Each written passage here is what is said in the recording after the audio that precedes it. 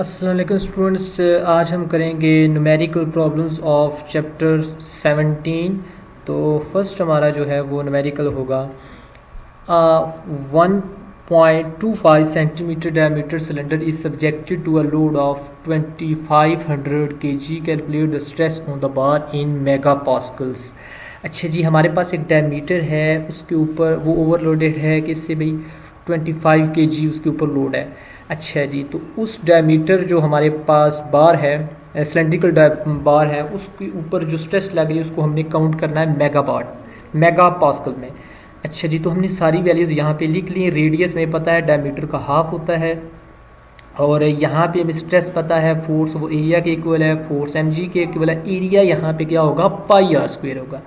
Values हमने put की।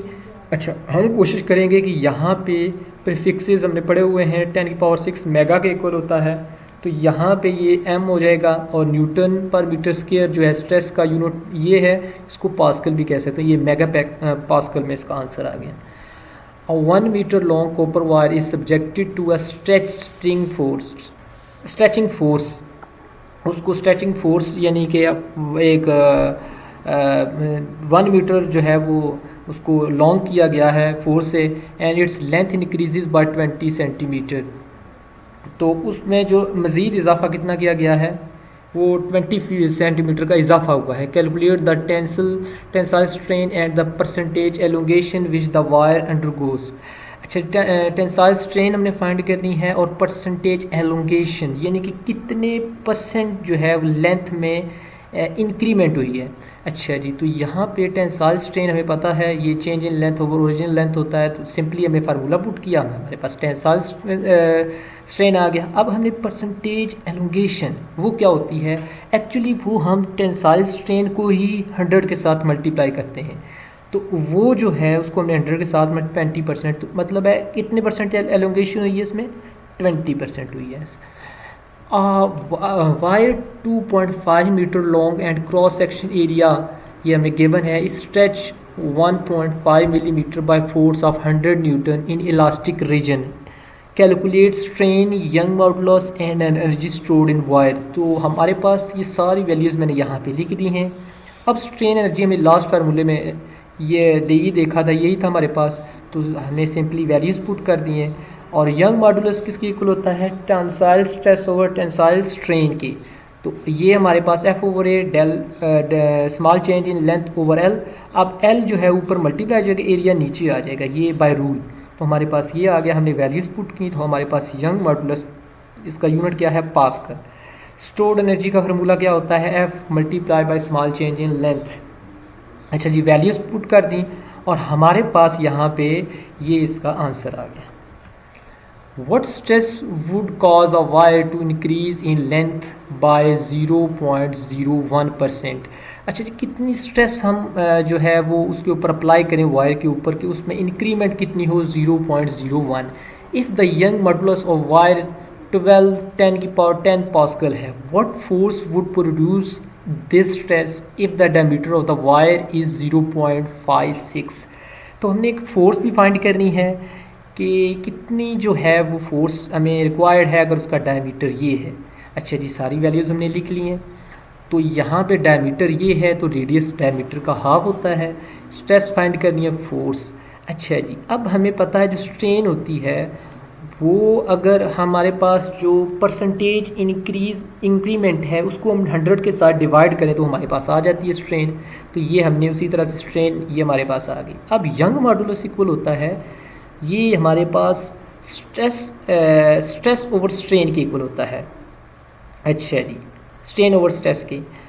तो यहाँ पे हमारे पास जो वैल्यूज़ हैं, हमने यहाँ पे क्या किया, जो स्ट्रेन है उसको हमने इस तरह से सेपरेट किया। तो हमारे पास स्ट्रेस ओवर स्ट्रेन है, तो यहाँ पे क्या आना चाहिए था, यहाँ पे आना चाहिए था ये एप्सिलॉन यहाँ पे। अच्छा जी, तो और इसको ऊपर आना, यहाँ पे क्या आना चाहिए, ठीक है, स्ट्रेस ओवर स्ट्रेन। स्ट्रेस को हमने अलग किया तो स्ट्रेस हमारे पास ये x के इक्वल आ गई। अच्छा, तो यहाँ पे स्ट्रेस होता है F/A। तो हमें स्ट्रेस की वैल्यू पता है, एरिया पता है, तो हम क्या करेंगे, एरिया हमारे पास पाई r स्क्वायर है, तो फोर्स हमने फाइंड कर ली। The length of steel wire is 1 millimeter and its cross sectional area is 0.03. Calculate the work done in stretching the wire when force of 100 Newton is applied. अच्छा जी, with in elastic reason, तो उसका young modulus भी steel हमें पता है वो इतना है, तो हमने फाइंड क्या करना है, इसमें हमें फाइंड करना वर्क डन कितना हुआ है। तो सारी चीज़ें हमें गिवन हैं, हम सिंपली हमारे पास ये फार्मूला है।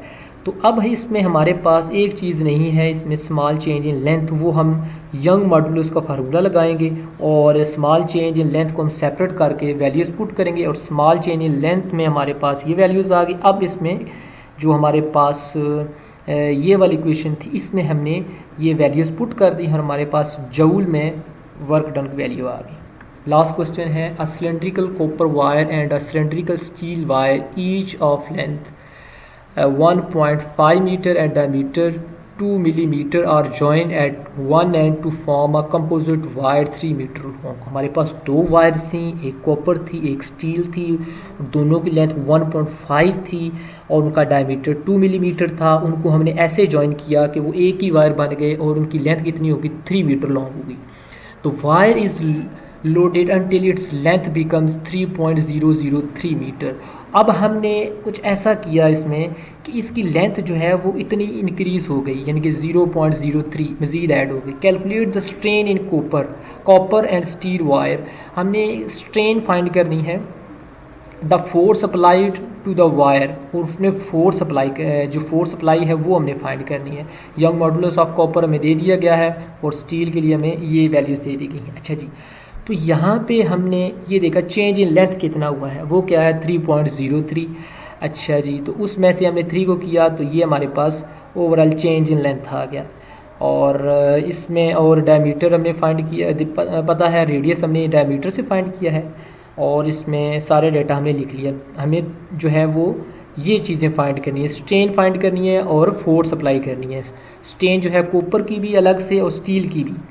अच्छा जी, तो हमने कैलकुलेशन की यहाँ पे, तो हमें पता है जो यंग मॉडुलस में हम क्या करेंगे कि हमें पता है वो होता है स्ट्रेस ओवर स्ट्रेन। तो अब ये हमें पता है copper steel wire in same, ये वैसे बेसिकली सेम लेंथ के में है, तो इसके लिए हमने इनको इक्वल रख ली यहाँ पे। तो अब हमें यहाँ पे इसकी वैल्यूज़ लिख ली कॉपर की, यहाँ पे स्टील की। अब हमने क्या किया, वैल्यूज़ एल जो है हमारे पास लेंथ कॉमन है, ये कैंसिल कांस्टेंट है, दोनों में कैंसिल हो जाएगी।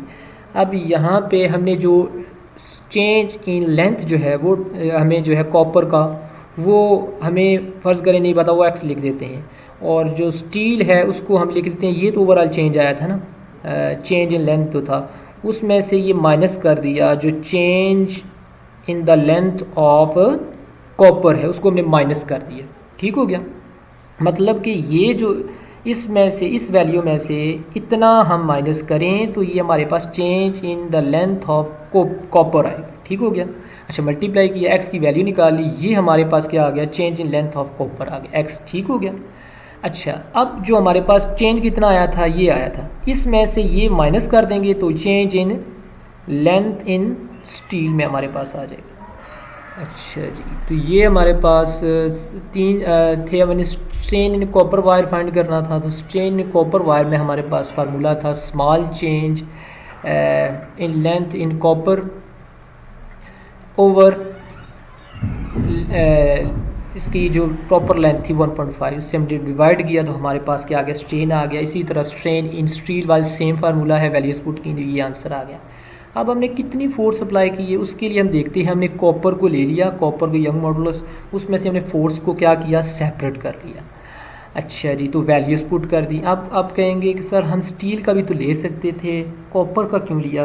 वजह ये है कि हमारे पास जो है वो यहाँ पे अगर हम चेक करें small change in length in copper और स्टील, तो दोनों ऑलमोस्ट सेम है। ये 0.00 है समथिंग, अगर देखें तो ये देखें ना 0.00 0.00, तो ये बहुत ही क्या है, very very very small values, तो कोई फ़र्क नहीं पड़ता। आप इसको स्टील भी लिख सकते हैं। ओवरऑल हमने फोर्स को फाइंड करना है, तो हमने फोर्स को फाइंड कर लिया जो टोटल इसके ऊपर लग रही है।